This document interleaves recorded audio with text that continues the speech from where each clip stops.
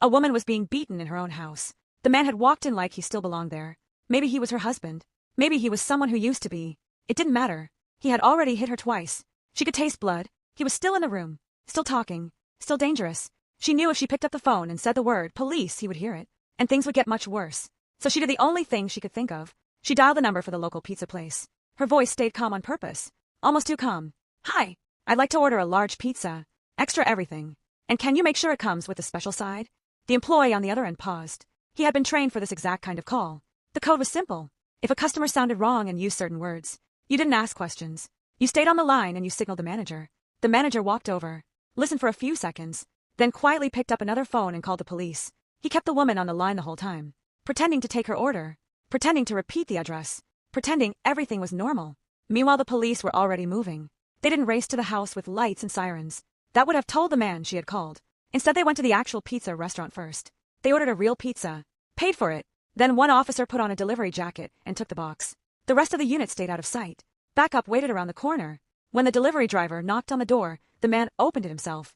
Annoyed. Still angry. He didn't notice the officer's posture. Didn't notice the second car that had just rolled up quietly down the street. The officer handed over the pizza, asked for a signature, bought a few more seconds. Then the rest of the team moved in. Fast. Quiet. Controlled. The man never saw it coming. They had him on the ground before he could reach for her again. The woman stood in the hallway with her hand over her mouth, shaking.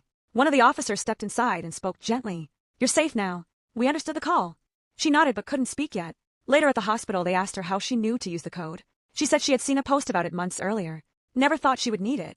But when the moment came, it was the only thing that kept her alive long enough for help to arrive. The man was charged. She filed for the protective order the next morning. She never went back to that house. Weeks later, she walked into the same pizza place, asked for the employee who had taken her call. When he came out from the back, she just looked at him for a long time. Then she said, You didn't just take an order that night.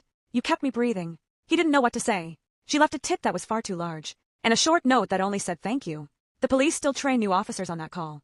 They still talk about the pizza that wasn't really about pizza. Because sometimes the bravest thing a person can do is keep their voice steady while everything inside them is screaming. And sometimes the people on the other end of the line are ready for exactly that kind of courage. She still orders from that same shop once in a while. Always a large. Always extra everything. But now when she says the words, her voice is free.